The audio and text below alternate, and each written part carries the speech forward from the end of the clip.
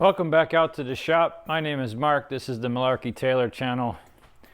Tonight we're working on my 2016 Dodge Ram Cummins. I bought this truck about a year ago and I replaced my old truck, which you might have seen on the channel before. In or out, dog.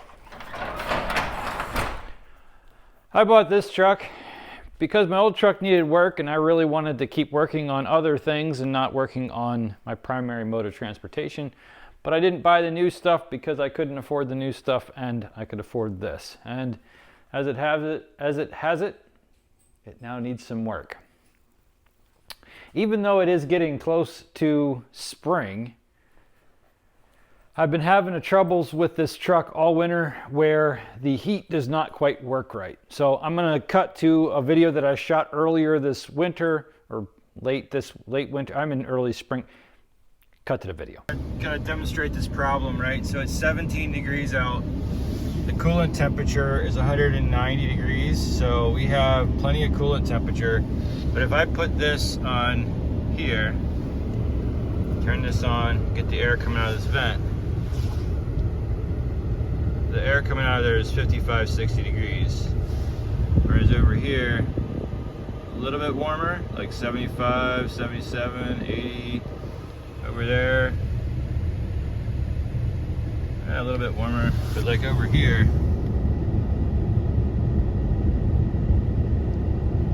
that's like barely even considered heating if you ask me. And once I start driving, it gets worse. So when it's cold out there like that, the driver's side here, for whatever reason, does not get warm, whereas the passenger side does a little bit. So, and then defrost doesn't work as well either. So if I do that, it's a little better, but still. So as you can see, when the temperature is really cold outside, the truck just doesn't want to create heat on the driver's side. It seems to do okay on the passenger side, but really none of those numbers are any good. That truck at 190 degrees of coolant temperature should really be able to put out quite a bit more heat in the cab than that. My old truck in that same situation would put out plenty of heat. So I've done a bunch of research on the internet and I have found that there are a number of other people that have run into this same thing, and it seems like we might be able to save it by just doing a coolant flush. So this video is going to be my spin on that coolant flush. I went around and I watched a bunch of the other videos and I found a couple things that were missing in them. So hopefully if you found this video, you'll find the missing things. Depending on what your truck you have, you might need to be very careful about which coolant you use to put back in. Touching on it real quickly, in the older ones, older trucks, probably, I think, that's what it says on the back. It looks like in 2012 they changed from this type of coolant to this type of coolant. So this is HOAT, or hybrid organic acid technology. And this is OAT. It's just organic acid technology, or organic additive technology. Does that really say acid, or did I read that wrong? Hybrid organic acid technology. I don't honestly know what the differences are between the two of them, but I do know that I found that Mopar, or Dodge, switched in that time period, and this 2016 truck, they really recommend that you use the OAT. And I was able to find legitimate Mopar coolant on Amazon with the Mopar part number for basically the same price as picking it up at my local AutoZone. I will leave a link to that in the description down below if you want to get your own. This is concentrated, so I can do all 6 gallons that the system requires from those 3. But before we get to that, we're going to do 2 things. We're going to use a flush kit, which this is a flush kit. It comes with a gun and a little air nozzle. I'll show you that as we get further on in the video. That we will use to try to back flush the heater core and get the junk out of it. Once we've done a flush, we're going to do a rust remover and flush, non-corrosive, non-flammable. This is Thermocure. I've used that before on other vehicles, and it has done a really good job of cleaning up junk that might have accumulated in there. One thing to note on that, there's 2 of them because one only treats a 3-gallon system. So this Dodge has a 6-gallon cooling system. And with that out of the way, I'm going to get right to it. We have to pull it in, drain the coolant all out of it. We're going to drain all the coolant out. Then we are going to take the heater core hoses off, and I'm going to connect external leads to the heater core. Say that 16 times fast and backwards and reverse. I'm going to connect external hoses to it. It's going to be a whole process, but I'm going to bring you in for the specific parts, and maybe we'll find it useful. We are at the end of winter now. It's not as cold outside, so I'm not going to be freezing my hands off when I do this because I don't want to make this mess in the shop where the heat is. But I also want it cool enough that it's when I get it all done, I can tell whether or not I solved the problem. So we have a couple of days here where it's mild or mildish weather. I want to try to get this done, drive it a little bit, and then I'll be able to tell whether or not it's solved or not. So we'll get to it. Okay. So the very first thing that I need to tell you about the 4th gen Ram is that if you're familiar with the 3rd gen Ram, it's totally different. Whew. All right, so I was expecting this to be a real quick job because I've done it 3 or 4 other times on my old truck. Not the same. First thing to note, the grill does not go up with the hood. I knew that, but it didn't register in my head that in the old truck, when you open the hood, the grill got out of your way so you could reach things in there. Not the case anymore. It's right up in your face, right up in your grill. Anywho, so I did find on the internet, so there are some YouTube videos out there that are very helpful, unlike mine. But I moved this power steering reservoir out of the way, and I was able to get a wrench onto the drain down there. Can you see it? Down there. Now, underneath of that plug, there is a nipple for a hose. So I have run a hose up from the bottom of the truck, about this size, right there, runs up, connects to the nipple on the bottom of the radiator, and goes down into this jug. It's a little bit of a pain to get that hose on, but I'm hoping that that helps stop the water from going everywhere. So let's give it a shot. The other thing that is worth noting is that the drain plug, it's not a screw-in drain plug. It's a half-turn valve that you turn halfway and then pull out. Oh, oh. Well, that didn't work.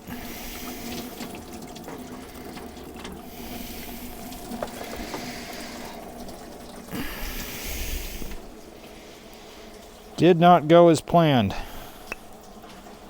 The whole dang thing came out. Are we catching it? You guys watching? Oh. Okay. Oh, cool. It sounds terrible. So there's my hose. It did end up getting everywhere. But I put the plug back in. And now it's back to going really slow. Some of the other videos kind of left you guys hanging. I'm realizing the further I get into this why they left you hanging. Here's what I got so far. I am draining out down there.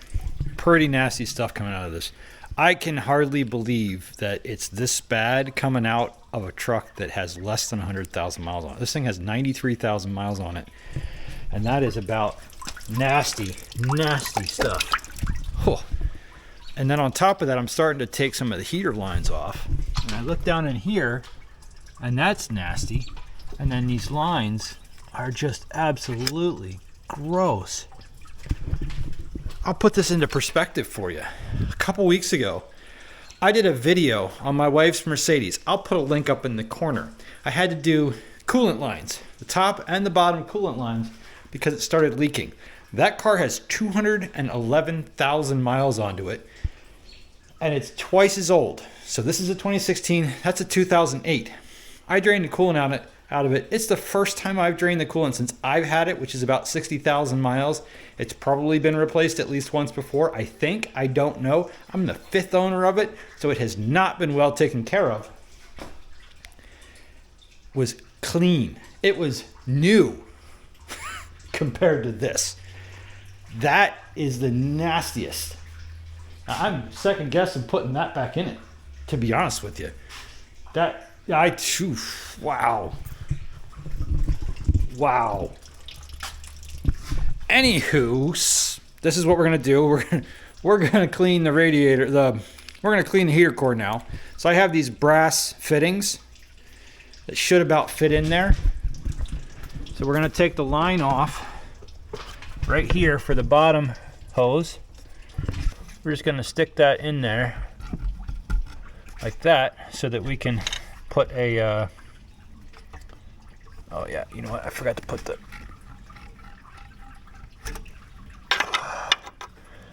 hose clamp on there. I'm gonna stick that in there like that. Tighten that down, and then as you can see, that's a hose barb. So then we're gonna take the other one off, which is back here, right back there. We're gonna put a hose barb on that, and then we're gonna flush that radiator core, that heater core, backwards in front. But I can use those tubes to bring the hose out down into my bucket. So let me go get the rest of that done, and I'll show you what it looks like.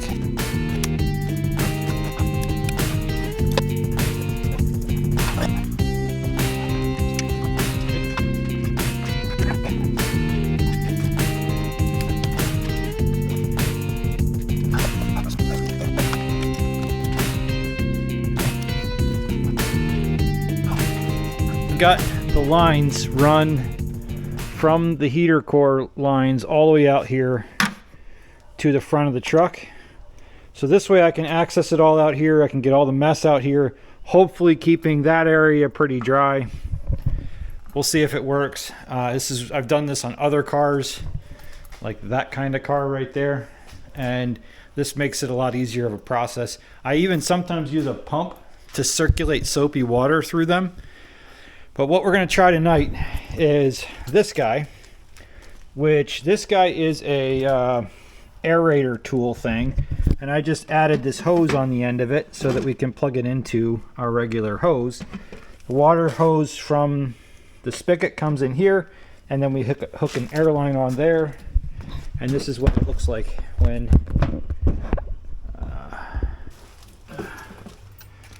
pardon the audio, it's not going to be great. Hook that on there, and then you can pull this trigger, and then if you turn the water on, well, you pull the trigger, start to get some water, and then you can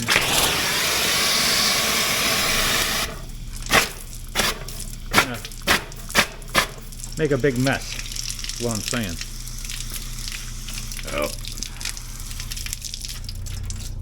So we're gonna try it. But y'all are gonna have to sit back here while we try it.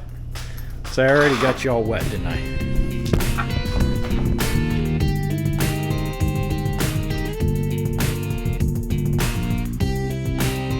That rig worked pretty well.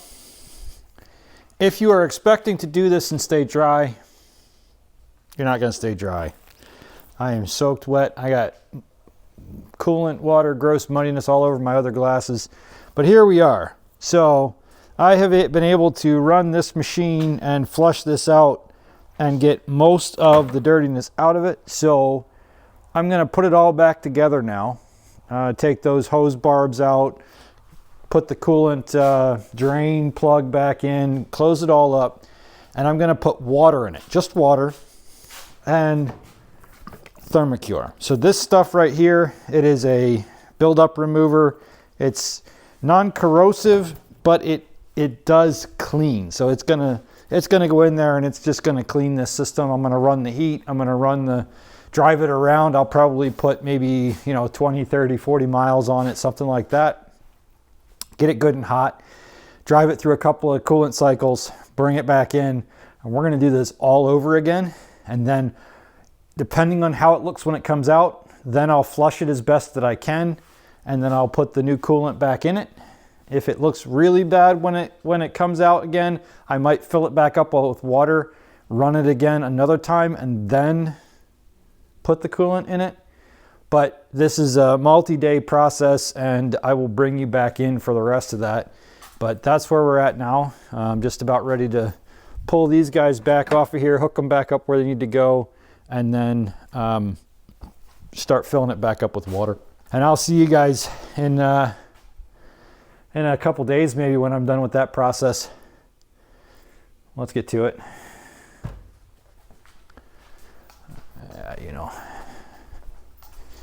This is just the reason I don't buy cars anymore. I just don't do it. Okay. Take this guy. I gotta shut the water off. All right, it's the next day. It is 33 degrees outside. The coolant temperature is 190 degrees. So we have this guy on max cool, coming out the vents. When I put my hand over it, it feels like the passenger side has hotter than the driver's side. Let's see what we got here. 165.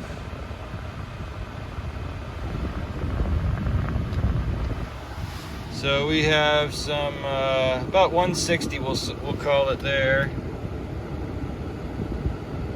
Still seems to be quite a difference between the two sides, but that is a 90-some degree rise on temperature. Oh no, that's a 104 degree rise. So 104 degree temperature rise over the two sides, over the driver's side, and over more than that, 120 degree temperature rise on the passenger side. Noticeably warmer in here. It's still a little weird that it's not balanced, but I have heat on both sides, so that's a good sign. I do only have the flush in it right now, so I'm going to keep driving it and see if that maybe gets better, and then I'm going to flush it a couple more times to see if we can get this to be a little better. But already, day one, we're making progress. All right, well, welcome back to the shop. It is a couple days, maybe almost a week later, and I have been driving and using this truck as much as I possibly can, so that I can try to make it work and get the coolant to circulate through there. And not cool, by coolant I mean Thermocure. Now it's time to drain it and get that out, put water in, and then we will flush it once or twice with water, and then we can put coolant back in. So overall, the experience that I've had so far with the heater, it has been warm. So I waited till the end of the season, till the end of the cold stuff to do this, because I didn't want it freezing, and I had like one day where it got down to be in the 30s. But overall, I was more worried about the water in the block freezing than I was about getting heat this season. It does seem like it had a good effect on it. I just think we won't know for sure until next winter, for sure. But we'll see what kind of gunk comes out of here and put more water in it and go from there. So I have been driving it to this morning, so the temperature, the coolant is pretty warm. One thing to be really careful about is that you don't let it all come blowing out at your face.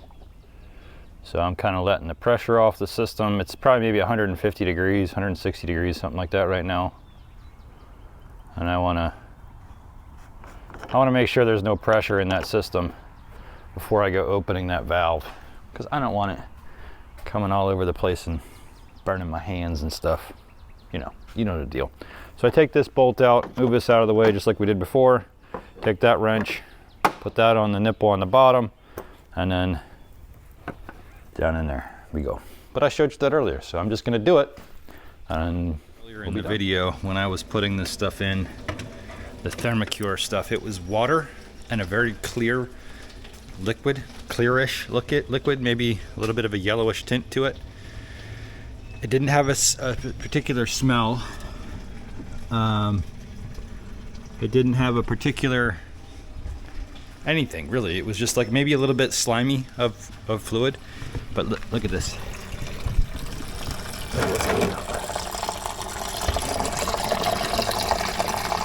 That is that is some nasty stuff. But it looks bad. Let me tell you this. It smells really bad. Like really bad. I don't know how to communicate how bad this smells, but I don't want to be here right now. So nasty. I'm glad I'm getting that out of there, and hopefully this solves the problem. I don't know why they're so bad in there. It's only got it, like I said, 94,000 miles on it, but that's nasty. All right, I don't know if this is the right way to do it. Probably isn't, but this is the way I'm gonna do it. This is the way I'm doing it. I need to flush all that out. So I got the hose on here and I'm keeping this reservoir topped off. I got the engine running and I have the drain open. So what that's gonna do is it's gonna allow me to fill it. It's gonna allow the water pump to pump it through, and I'm keeping an eye on the temperature gauge. I also use the idle up. So the idle up is you turn on cruise control. So you turn on cruise control, it says cruise on, then you hold set. Oh no, it's gotta be on. Cruise control ready, and then hold set. And it'll bring up the RPMs a little bit. Sits at about 1,000. You can bump it up a little bit, but that's not necessary for this exercise. We wanna watch that stream and make sure that it's coming out clean. I wanna get it circling through. I wanna try to get it as close to the operating temperature as I can, so that I know that the water pump is pumping it through the EGR cooler, the engine, and the heater core.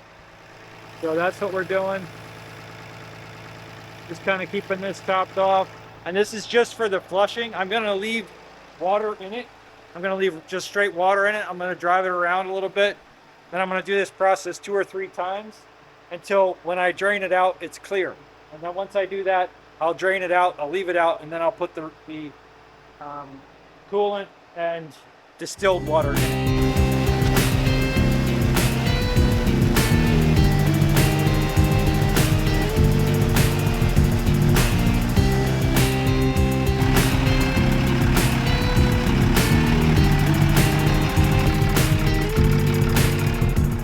Okay, we've got it pretty close to operating temperature now. It won't ever get there all the way when I have constant cold air water going into it. But now I've turned off the drain. We're gonna idle it back up again. Now this is a fill up. We're gonna get it full. We're gonna make sure there's no leaks in any of our hoses. And then we're gonna put the cap on it and drive it around a little bit. And then we'll drain it out again and fill it.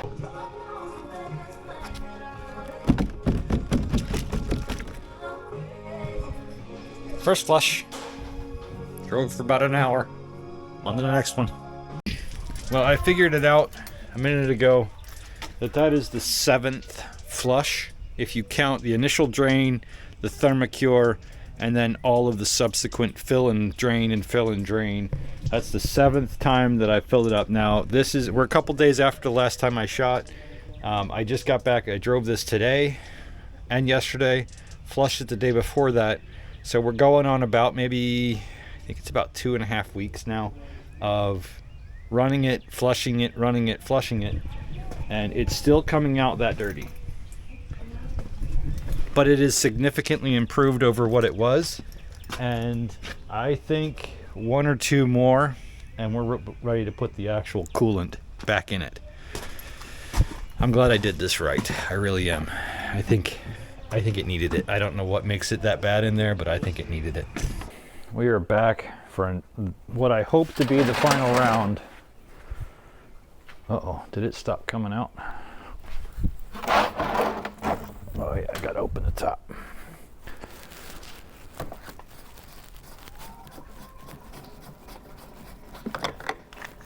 There we go.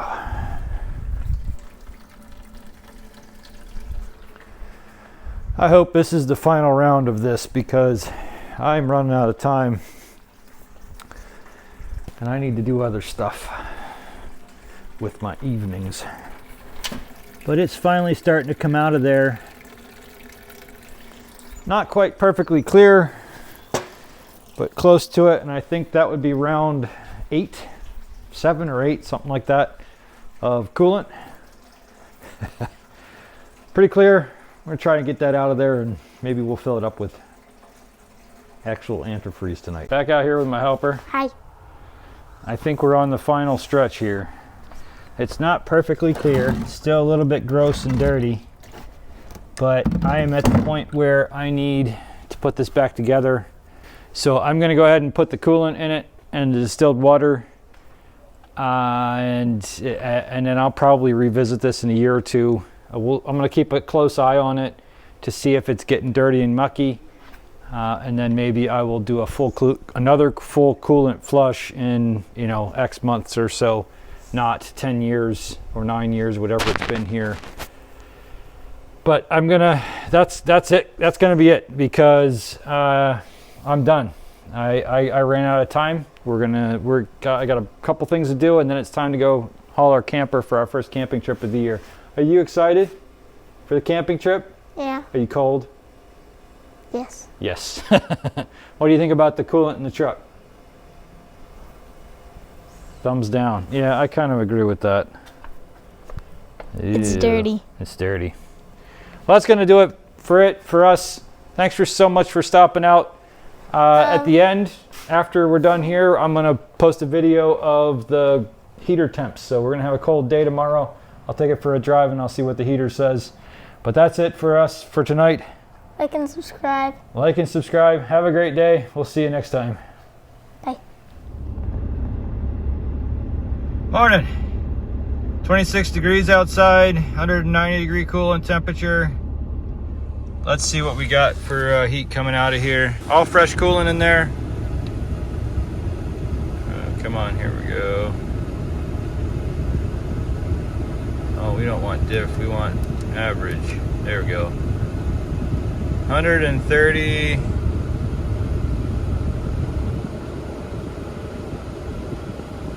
That's pretty good. So that's averaging 145 there, 150 or so. That's fantastic. About over here. Boy, that seems like that's pretty even. I can't get all the way over there. That's got to be a better. But that's some good stuff. I mean, that's some actual heat. So I say that's pretty definitive. We got it fixed. We got it solved. We have heat now. I have the ability to go to the gym in the morning and not freeze. So that's gonna do it. Thanks you so much for watching. We'll see you guys on the next one.